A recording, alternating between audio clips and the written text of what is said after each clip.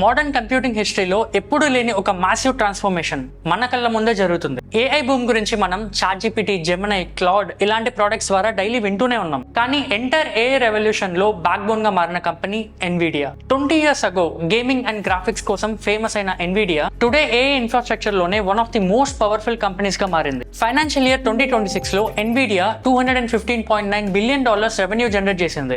Google, Microsoft, Amazon, meta ఇలాంటి tech gains AI infra కోసం NVIDIA hardware మీద billions of dollars spend చేస్తున్నాయి. కానీ ఇక్కడే NVIDIA స్టోరీలో ఒక రియల్ ట్విస్ట్ ఉంది. NVIDIA హార్డ్వేర్ కోసం కంపెనీస్ $1 బిలియన్ స్పెండ్ చేస్తున్నాయి. కానీ అదే టైంలో NVIDIA మీద డిపెండెన్స్ తగ్గించుకోవడానికి వాళ్ళ ఓన్ ఏఐ చిప్స్ ని కూడా డెవలప్ చేస్తున్నాయి. మరి గూగుల్, అమెజాన్ లాంటి పెద్ద పెద్ద కంపెనీస్ కి ఓన్ చిప్స్ ని డిజైన్ చేసే కెపాసిటీ ఉన్నప్పుడు NVIDIA ని రీప్లేస్ చేయడం ఎందుకంత డిఫికల్ట్? అసలైన NVIDIA అడ్వాంటేజ్ అన్నది వాళ్ళ GPUs లో ఉందా, లేక ఇయర్స్ గా వాళ్ళు బిల్డ్ చేసిన ఎకో సిస్టమ్ లో ఉందా? అండ్ NVIDIA కి బిలియన్స్ పే చేస్తున్న సేమ్ కంపెనీస్ ఇప్పుడు వాళ్ళ ఓన్ ఏఐ చిప్స్ ఎందుకు బిల్డ్ చేస్తున్నాయి? ఈ స్టోరీలో టెక్నికల్ సైడ్ తో పాటు బిజినెస్ సైడ్ కూడా అర్థం చేసుకుంటే ఏఐ ఇండస్ట్రీ యాక్చువల్ గా ఎలా వర్క్ అవుతుందో క్లియర్ గా తెలుస్తుంది. ఇలాంటి బిజినెస్ అండ్ టెక్ డాక్యుమెంటరీస్ మీకు ఇంట్రెస్టింగ్ గా అనిపిస్తే hit the subscribe button, like the video and support us. Done? Let's dive in.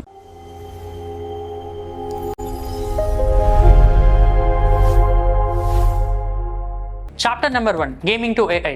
Today AI chips కోసం వరల్డ్ మొత్తం NVIDIA వైపు చూస్తుంది. కానీ NVIDIA ఒరిజినల్లీ ఏఐ కోసం క్రియేట్ చేసిన కంపెనీ కాదు. దాని జర్నీ యాక్చువల్ గా గేమింగ్ అండ్ 3D గ్రాఫిక్స్ తో స్టార్ట్ అయింది.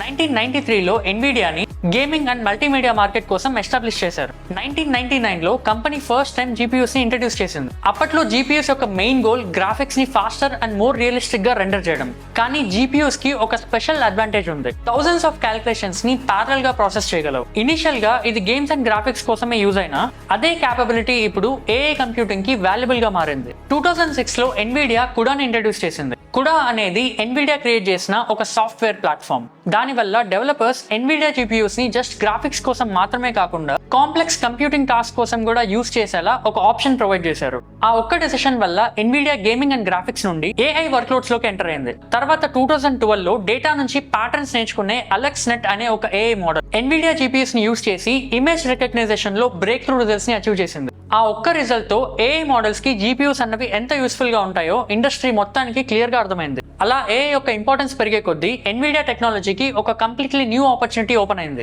జనరేటివ్ ఏఐ బూమ్ వచ్చిన తర్వాత NVIDIA కొన్ని డికేట్స్ గా చేసిన ఇన్వెస్ట్మెంట్ కి మాసివ్ డిమాండ్ దొరికింది. బేసిక్ గా డేటా సెంటర్ లో 2 కాంపోనెంట్స్ ఉంటాయి. ఫస్ట్ ది కంప్యూటర్ హార్డ్వేర్, ఇది యాక్చువల్ క్యాలిక్యులేషన్స్ చేసే ప్రాసెసింగ్ చిప్స్. సెకండ్ వచ్చేసి నెట్వర్కింగ్ హార్డ్వేర్. ఈ థౌసండ్స్ ఆఫ్ చిప్స్ మధ్య డేటా అన్నది లాగ్ లేకుండా ఫాస్ట్ గా ట్రావెల్ అవ్వడానికి యూజ్ అయ్యే కేబుల్స్, స్విచెస్ అండ్ సాఫ్ట్వేర్. ఇప్పుడు NVIDIA నెంబర్స్ చూద్దాం. దీని వల్ల వాళ్ళ ఫైనాన్షియల్ ట్రాన్స్ఫర్మేషన్ ఎలా ఉందో మనకు అర్థమవుతుంది. ఫైనాన్షియల్ ఇయర్ 2026లో NVIDIA $215.9 బిలియన్ ని రెవెన్యూగా జనరేట్ చేసింది. అందులో data centre business alone $193.7 billion కి రీచ్ అయింది. అంటే ఇది కంపెనీ టోటల్ రెవెన్యూలో రఫ్లీ 90%. ఈ డేటా సెంటర్ రెవెన్యూని మళ్ళీ ఫర్దర్ గా బ్రేక్ డౌన్ చేస్తే $162.4 బిలియన్ కంప్యూటింగ్ చిప్స్ నుంచి వస్తే $31.4 బిలియన్ నెట్వర్కింగ్ నుంచి వచ్చింది. సో NVIDIA సక్సెస్ ఒక ఓవర్ నైట్ ఏ స్టోరీ కాదు. గేమింగ్ నుంచి GPUs నుంచి యాక్సెలరేటెడ్ కంప్యూటింగ్ అండ్ ఫైనల్ గా ఇప్పుడు ఏఐ. ఇయర్స్ గా బిల్డ్ చేసిన ఈ పాత్ టుడే NVIDIA ని ఏఐ ఇన్ఫ్రాస్ట్రక్చర్ లో సెంటర్ స్టేజ్ కి తీసుకొచ్చింది. కానీ ఇప్పుడు రియల్ క్వశ్చన్ ఏంటంటే టెక్ కంపెనీస్ NVIDIA హార్డ్వేర్ కోసం ఇంత మనీ పే చేయడానికి ఎందుకు రెడీగా ఉన్నాయి? Here comes the chapter 2, the NVIDIA Tax. NVIDIA hardware expensive అని తెలుసు, కానీ కంపెనీస్ ఆ ప్రైస్ పే చేయడానికి ఎందుకు రెడీగా ఉన్నాయి? ఇక్కడే NVIDIA Tax అనే కాన్సెప్ట్ వస్తుంది.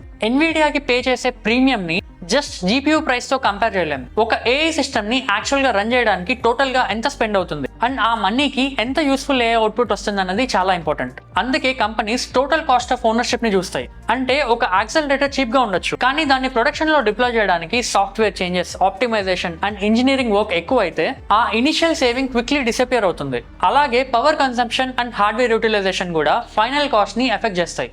Especially large scale AI workloads లో సేమ్ మనీతో ఎంత యూస్ఫుల్ అవుట్పుట్ జనరేట్ చేయగలం అనేది కీ మెట్రిక్. ఈ పాయింట్ దగ్గరే NVIDIA కి ప్రీమియం జస్టిఫై చేయడానికి ఒక రీజన్ ఉంది.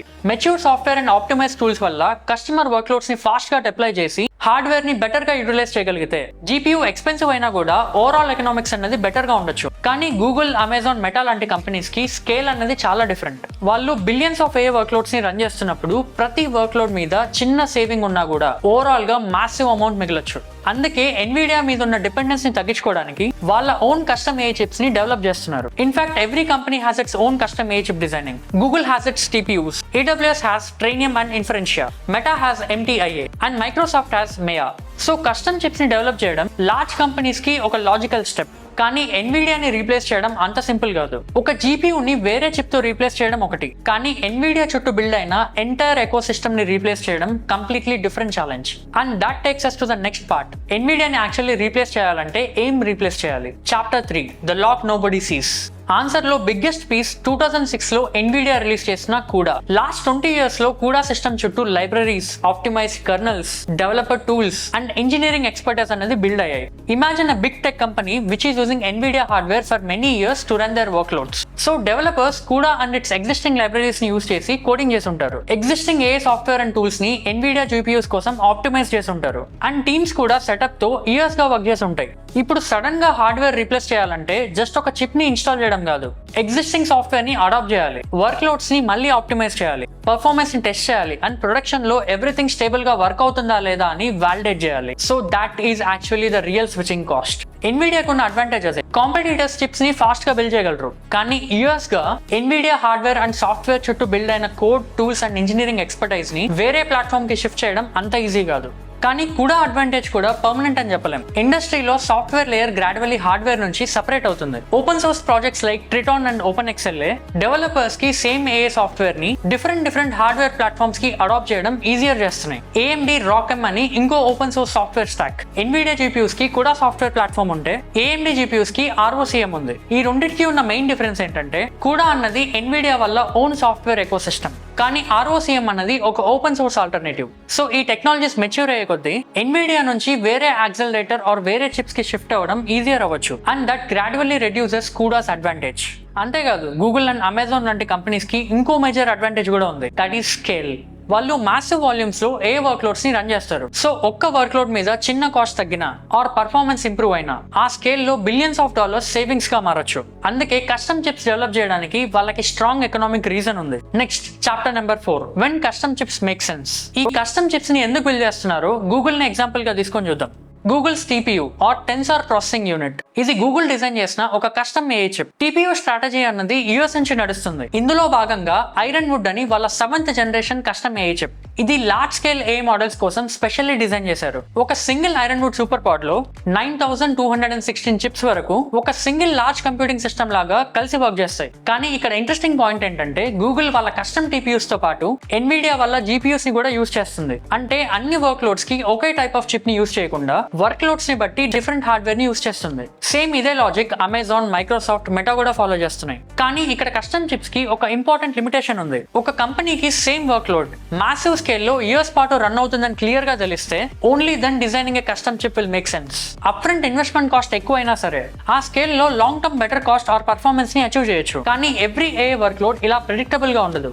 ఫ్రంట్ టైర్ AI అంటే AI లో latest and most advance models ని డెవలప్ అండ్ ట్రైన్ చేసే వర్క్ లోడ్స్. ఇవి చాలా ఫాస్ట్ గా చేంజ్ అవుతాయి. సో అలాంటి వర్క్ లోడ్స్ కోసం ఎవ్రీ టైం ఒక కొత్త కస్టమ్ చిప్ ని డిజైన్ చేయడం ప్రాక్టికల్ కాదు. అందుకే companies predictable high volume work loads కోసం కస్టమ్ చిప్స్ ని యూస్ చేస్తూ చేంజింగ్ వర్క్ లోడ్స్ కోసం ఎన్విడియా GPUs మీద డిపెండ్ అవుతున్నాయి. ఈ కస్టమ్ చిప్ ట్రెండ్ ఇప్పుడు కంపెనీస్ వరకే లిమిట్ అవ్వకుండా suppliers, chip designers and other semi conductor companies కూడా ఇన్వాల్వ్ అవుతున్నాయి. దీనికి best example Google and Marvel recent partnership. Marvel అనే ఒక సెమీ కండక్టర్ కంపెనీ గూగుల్ కోసం కస్టమ్ ఏఐ చిప్స్ డెవలప్ చేయడానికి వాళ్ళకి వర్క్ చేస్తుంది. ఈ పార్ట్నర్షిప్ వల్ల అనుకున్న టార్గెట్స్ రీచ్ అయితే మార్వెల్ కి by end of 2023 $120 billion revenue generate చేసే ఆపర్చునిటీ ఉంది. సో ఎన్విడియా ఇప్పుడు ఒక ఇంట్రెస్టింగ్ పొజిషన్ లో ఉంది. వాళ్ళ బిగ్గెస్ట్ కస్టమర్స్ ఎన్విడియా GPUs తో పాటు కస్టమ్ చిప్స్ ని కూడా బిల్డ్ చేస్తున్నారు. ఎప్పుడైతే majority of customer workload custom chips కి షిఫ్ట్ అవుతాయో ఎన్విడియా డిమాండ్ అండ్ ప్రైసింగ్ మీద ప్రెషర్ రావచ్చు. మరి ఎన్విడియా ఈ ఛాలెంజ్ ని ఎలా హ్యాండిల్ చేస్తుంది? Here comes chapter 5, NVIDIA challenges the battle field.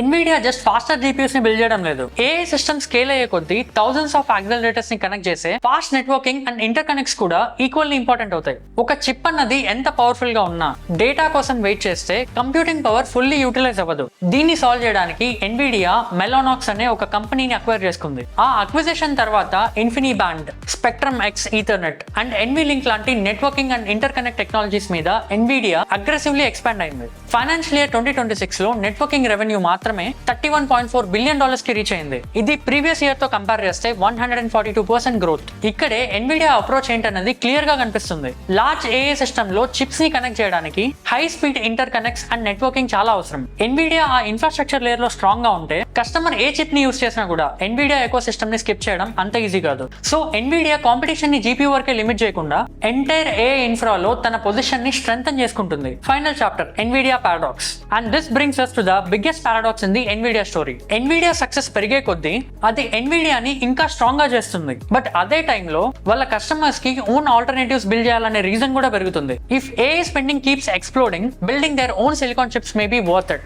That is why I don't think one company will completely win the AI hardware. Different workloads ki different architectures win avchu. In my view, NVIDIA will remain strongest where flexibility and mature software matters.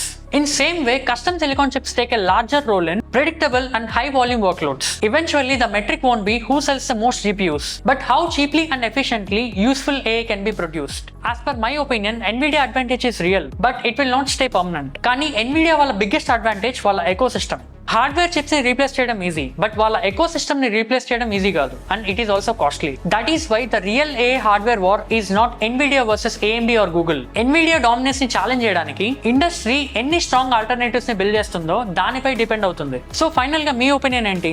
NVIDIA ఈ advantage ని long term లో sustain చేస్తుందా, లేదా alternatives వల్ల NVIDIA dependency అన్నది తగ్గుతుందా?